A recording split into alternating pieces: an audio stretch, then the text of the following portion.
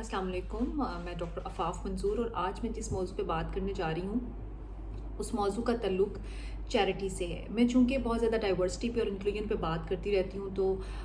मुख्तलिफ़ सेशंस में भी लोगों का मुझे ये कंसर्न सुनने को मिला और उनका ये ख़्याल कि चैरिटी के ऊपर बात की जाए, क्योंकि हमारे यहाँ जो ऐसे तबकात हैं हमारे सोसाइटी में जो कि मार्जिनलाइज ग्रुप्स हैं, जैसे कि डिसेबिलिटीज़ के साथ लोग हैं, ट्रांसजेंडर्स हैं, स्ट्रीट चिल्ड्रन हैं, या ऐसे वो तमाम लोग जो किसी न किसी तरह से मुआशरे के ऐसे तबकात में शामिल हैं जो तादाद में कम है या किसी भी तरह से माइनॉरिटी के अंदर कंसिडर किए जाते हैं। उन लोगों के लिए हमारे यहाँ जो आम तौर पर एक कॉन्सेप्ट होता है वो हमदर्दी का होता है, और उस हमदर्दी के लिए हम एक बहुत बड़ा दिल खोल के हमारी नेशन जो है वो चैरिटी की तरफ जाती है।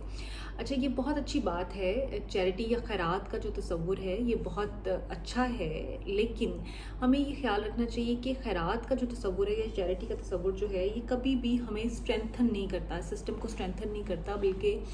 सिस्टम को वीक करता है। खैरात सिर्फ उस सूरत में या उस तबके के लिए या उस ग्रुप के लिए होनी चाहिए जो किसी भी तरह से अपना रोल प्ले नहीं कर सकते, सोसाइटी में इंडिपेंडेंट लाइफ नहीं गुजार सकते, फाइनेंशियली इंडिपेंडेंट नहीं हो सकते हैं। अब हम कुछ ऐसे तबकात जैसे कि ट्रांसजेंडर्स हैं या डिसेबिलिटीज़ के साथ जो लोग हैं हम उनको अंडर एस्टिमेट करते हैं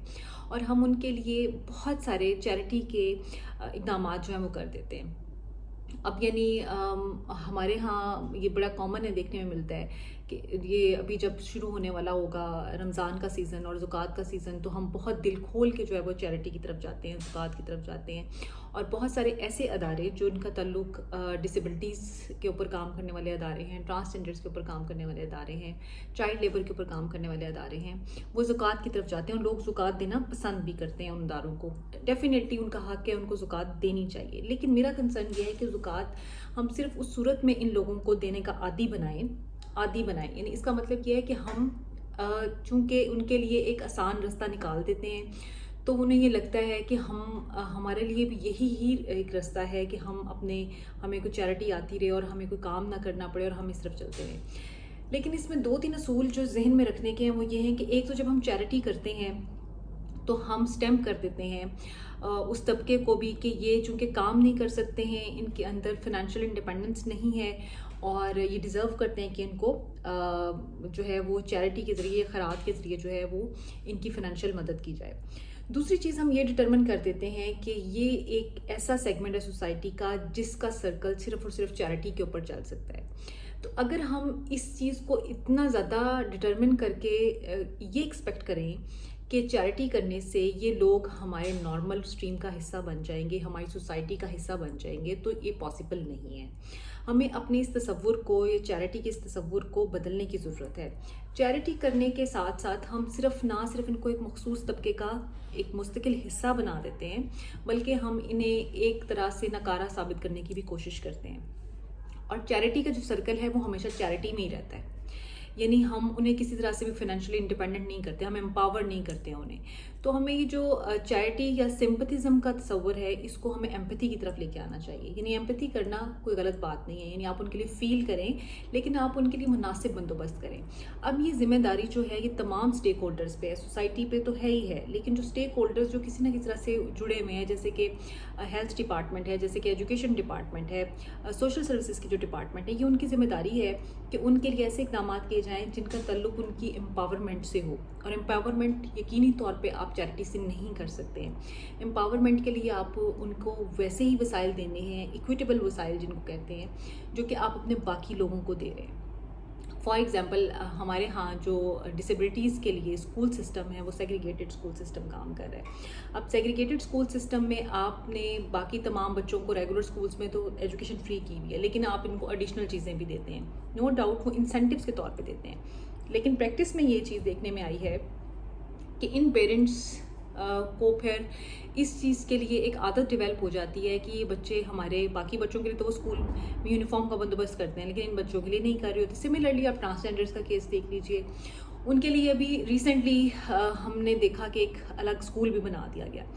ہم ایک طرف تو انکلوژن کی بات کر رہے ہیں، ایک طرف ایکسیپٹنس کی بات کر رہے ہیں، ایکول اپرچونٹیز کی بات کر رہے ہیں،